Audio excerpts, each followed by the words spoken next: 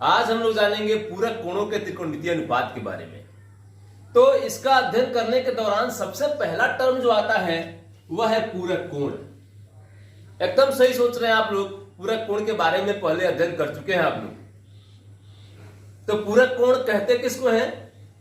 तो वैसे दो कोण जिनका योगफल 90 डिग्री हो एक दूसरे के पूरक कोण कहलाते हैं। तो मैं कहूं कि आप एक ऐसे त्रिभुज का उदाहरण सोचिए जिसमें पूरक कोण पाए जाते हैं, अर्थात उसमें ऐसा दो कोण उपस्थित हो जिन दोनों कोणों का योगफल 90 डिग्री हो। क्या सोच सकते हैं? एकदम सही कर रहे हैं आप लोग, समकोण त्रिभुज होगा वह। एकदम समकोण त्रिभुज हम बनाते हैं एक उदाहरण के तौर पर। जैसे ही हम समकोण त्रिभुज बनाएंगे हमें यहां पे एक पूरक कोण मिल जाएगा। एक ऐसा समकोण त्रिभुज बनाते हैं जिसका कोण 20 समकोण है। तो अब पूरक कोण बताइए कौन कौन होगा इसमें? हाँ, एकदम सही बोल रहे हैं आप लोग। यहां का पूरक कोण कोण ए और कोण सी होगा। ये दोनों कोण का योगफल 90 डिग्री होगा, अर्थात कोण ए और कोण सी एक दूसरे के पूरक कोण होंगे, क्योंकि हम जानते हैं किसी भी त्रिभुज के तीनों कोणों का योगफल 180 डिग्री होता है। और जैसे ही ये कोण इसका समकोण हो गया अर्थात 90 डिग्री का हो गया, शेष दो कोणों का योगफल स्वतः 90 डिग्री के हो गए, क्योंकि किसी भी त्रिभुज के तीनों कोणों का योगफल 180 डिग्री होता है। तो यह 90 हो गया तो ये दोनों भी 90 के हो गए। अब आइए इन दोनों कोणों के विषय में सोचते हैं। अगर मैं कहूं कि यहां का कोण ए जो है सो 10 डिग्री का है, तो कोण सी कितने का होगा? एकदम आसानी से बता सकते हैं हम लोग कि कोण सी 80 डिग्री का होगा। मैं कहूं कि कोण ए 20 डिग्री का है, तो कोण सी कितने का होगा? एकदम सही बोले आप, 70 डिग्री का होगा।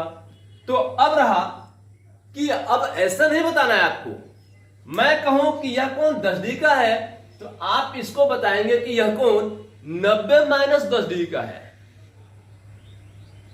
क्या बताएंगे? 90 माइनस 10 डिग्री का है।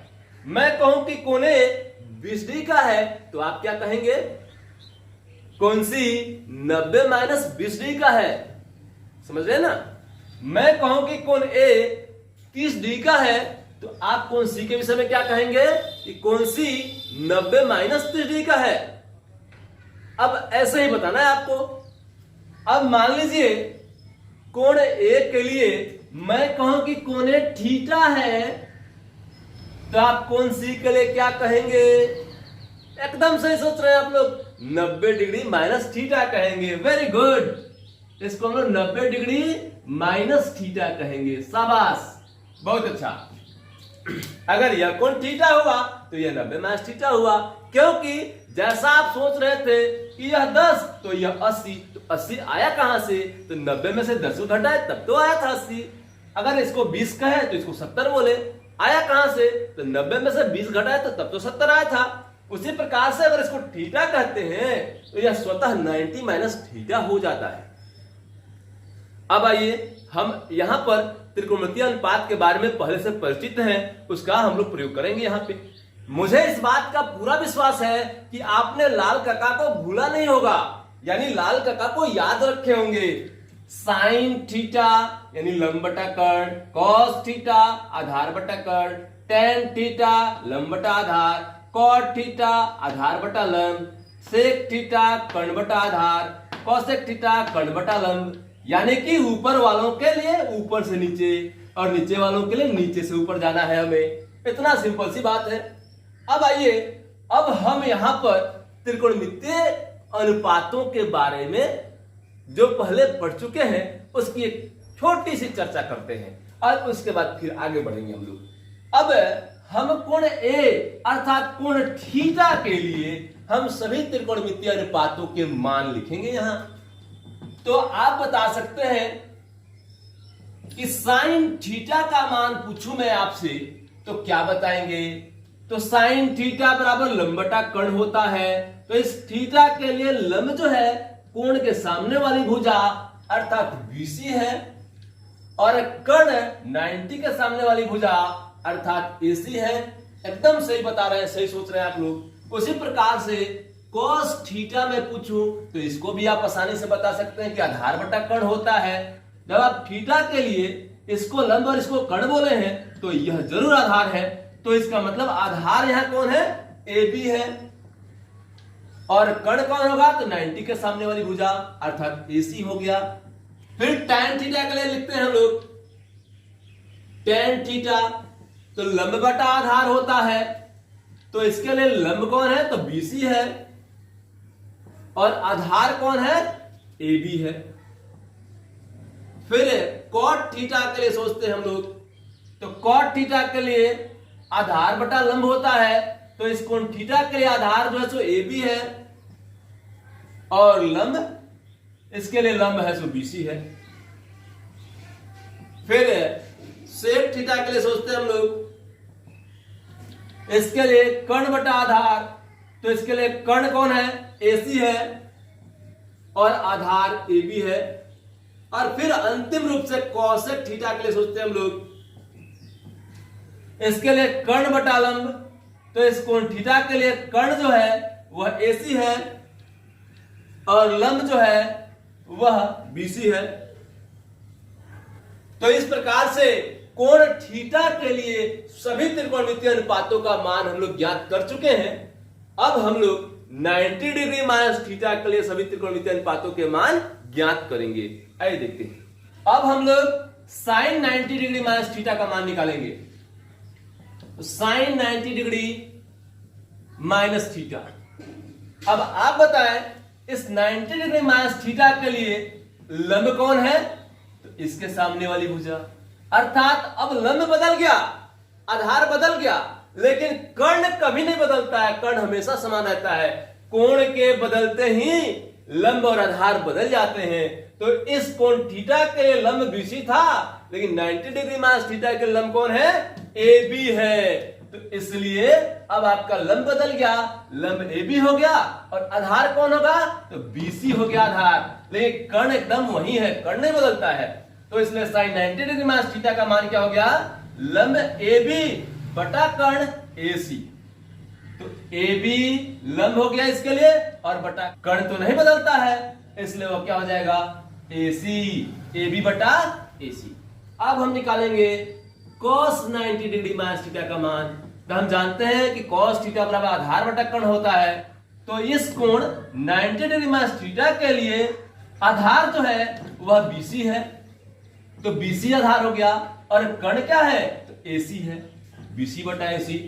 अब हम लोग जानेंगे tan थीटा के, tan 90 डिग्री माइनस थीटा का मान, tan 90 डिग्री माइनस थीटा। तो tan थीटा का सूत्र होता है लंब बटा आधार, तो इस कोण थीटा के 90 डिग्री माइनस थीटा के लिए लंब AB है और आधार कौन है इसका, BC है। अब हम लोग जानेंगे cot 90 डिग्री माइनस थीटा का मान। तो इसके लिए आधार बटा लंब होता है, आधार BC है और बटा लंब AB है। अब हम लोग जानेंगे sec 90 डिग्री माइनस थीटा का मान। तो यह होता है कर्ण बटा आधार, तो इसके लिए कर्ण जो है सो AC है, कर्ण तो कहीं बदलता ही नहीं है और आधार जो है सो BC है। अब हम जानेंगे cosec 90 डिग्री माइनस थीटा का मान।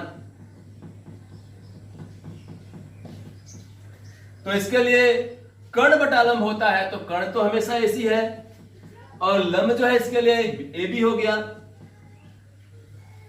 अब आप लोग इन दोनों को थोड़ा ध्यान से देखेंगे और इनके मानों को मिलाने का प्रयास करेंगे। आप इनके मान को मिलाने का प्रयास कीजिए। देखिए तो BC बटा AC इसमें कहीं प्राप्त हुआ है, एकदम हुआ है, और वह है cos 90 डिग्री माइनस थीटा का मान। आप देख रहे हैं कि sin थीटा का मान cos 90 डिग्री माइनस थीटा के मान के बराबर आया है, जो BC बटा AC है, एकदम दोनों का मान सेम है। अब देखिए AB बटा AC का मान है क्या कहीं, एकदम है, यहां पे है।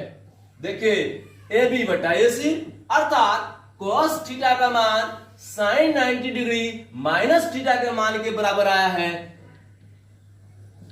इस प्रकार से tan थीटा का मान ढूंढिए कहां है, तो BC बटा AB है। जब cot 90 डिग्री माइनस थीटा के मान के बराबर है, BC बटा AB है, एकदम सही। अब cot थीटा का मान देखेंगे हम लोग, AB बटा BC आया है, तो इसका मान भी किसी के बराबर है क्या? एकदम है, AB बटा BC के बराबर है, यानी कि tan 90 डिग्री माइनस थीटा के मान के बराबर है, एकदम सही है। फिर उसके बाद sec थीटा का मान देखेंगे हम लोग, AC बटा AB, इसमें एकदम आया है AC बटा AB, cosec 90 degree minus theta का मान है AC बटा AB। Very good. अब अंतिम तो है AC बटा BC, एकदम AC बटा BC मिल गया, अर्थात cosec थीटा का मान sec 90 डिग्री माइनस थीटा के मान के बराबर है। तो इस प्रकार से आप लोग जो यहां देख रहे हैं, sin थीटा का मान cos 90 डिग्री माइनस थीटा के मान के बराबर आया है, cos थीटा का मान sin 90 डिग्री माइनस थीटा के मान के बराबर आया है, tan थीटा का मान cot 90 डिग्री माइनस थीटा के मान के बराबर आया है, cot थीटा का मान tan 90 डिग्री माइनस थीटा के मान के बराबर आया है, sec थीटा का मान cosec 90 डिग्री माइनस थीटा के मान के बराबर आया है, cosec थीटा का मान sec 90 डिग्री माइनस थीटा के मान के बराबर आया है। तो इस प्रकार से आपने जो यह बहुत मजेदार विषय वस्तु को जो यहां आपने सीखा है, बहुत ही आनंददायी है और बहुत ही इंटरेस्टिंग विषय है। यह जो आप संबंध अभी स्थापित किए हैं, यह प्रत्येक त्रिभुज में सत्य होता है और हर कोण के लिए सत्य होता है। तो इस प्रकार से हमें यहां पर नए 6 सूत्रों को सीखने का मौका मिलता है और हम जानते हैं कि साइन थीटा बराबर cos 90 डिग्री माइनस थीटा होता है, cos थीटा बराबर sin 90 डिग्री माइनस थीटा होता है। अब हम लोग इन तथ्यों को अपनी कॉपी में नोट करेंगे और नोट करके अपने ज्ञान को और समृद्ध बनाएंगे और आगे आने वाले प्रश्नों को आसानी से सॉल्व करेंगे। यह आगे आने वाले प्रश्नों को एकदम आसानी से सॉल्व करने में हमारी मदद करेगा और हमें हमारे ज्ञान को और समृद्ध करेगा। आइए अब इसे हम लोग एक साथ नोट करके इसको और आसानी से समझने का प्रयास करते हैं। आइए उस मूल मंत्र को एक बार याद करें जिसने कई सूत्रों को आसानी से हमें बनाने में हमारी मदद किया था। एकदम सही सोच रहे हैं आप लोग, वह है षष्ठभुज। तो एक षष्ठभुज बनाते हैं हम लोग। आप लोग इस षष्ठभुज को कई बार बनाएंगे और बना करके जितने भी सूत्रों का हमने इसके सहायता से अध्ययन किया है, सारे सूत्रों का कई बार अपने से बनाने का प्रयास करेंगे। बच्चे कहते हैं त्रिकोणमिति काफी भारी सब्जेक्ट है, लेकिन एकदम भारी नहीं है और यह जो है आपके सारे सूत्रों को आसानी से आपको समझने में आपकी मदद करेगा, याद रखने में आपकी मदद करेगा और आपके त्रिकोणमिति को बना देगा आसान, एकदम आसान। आइए देखते हैं। साइन थीटा, फिर कॉस थीटा, टेन थीटा,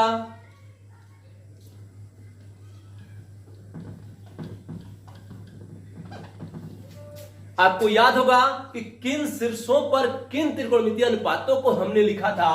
तो हमने लिखा था यहां साइन थीटा, यहां कॉस थीटा, यहां टेन थीटा, यहां कॉट थीटा, यहां सेक थीटा और यहां कोसेक थीटा। अब उसके बाद हम लोग इसको ऐसे मिलाए हुए थे।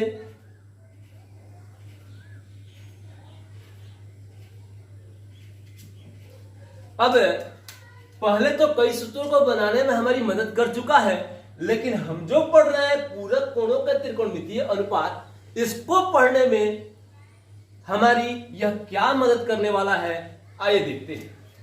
पहले हम लोग इस डायरेक्शन में चलते हैं, ऐसे। तो हम लोग पढ़े हैं अभी कि साइन थीटा बराबर कॉस 90 डिग्री माइनस थीटा होता है। देखिए एकदम हमारी मदद कर रहा है कि साइन का पूरक जो होता है वह कॉस होता है। यह हमें बताता है कि साइन थीटा का जो पूरक होता है कॉस 90 डिग्री माइनस थीटा होता है, इसलिए sine theta is equal to cos 90 degree minus theta लिख सकते हैं। फिर इसको अपोजिट डायरेक्शन में देखेंगे ऐसे, तो हम इसे ऐसे भी लिख सकते हैं cos theta is equal to sine 90 degree minus theta. उसी प्रकार से हम टेन के विषय में भी लिख सकते हैं tan theta is equal to cot 90 degree minus theta. फिर अपोजिट डायरेक्शन में लिख सकते हैं हम लोग cot theta is equal to tan 90 degree minus theta. फिर इसको भी लिख सकते हैं हम लोग sec theta is equal to cosec 90 degree minus theta. फिर अपोजिट डायरेक्शन में लिख सकते हैं हम लोग cosec theta is equal to sec 90 degree minus theta. तो अब यहां से यह 6 सूत्र निकल के सामने आया और ये 6 सूत्र जो है प्रश्नावली 8.3 को बनाने में काफी मदद करने वाले हैं। तो आप लोग इसे एकदम याद रखेंगे। बस आज इतना ही, फिर मिलेंगे अगले वीडियो में बहुत जल्द। तब तक आप लोग इन तथ्यों को अच्छे ढंग से याद रखिए और एपी टीचिंग पॉइंट का नाम हमेशा याद रखिए। यह आपकी गणित में काफी मदद करने वाला है। यह आपके गणित को सुधार कर ऊंचाइयों तक पहुंचाने वाला है। इसलिए हमेशा याद रखिए AP teaching point, AP teaching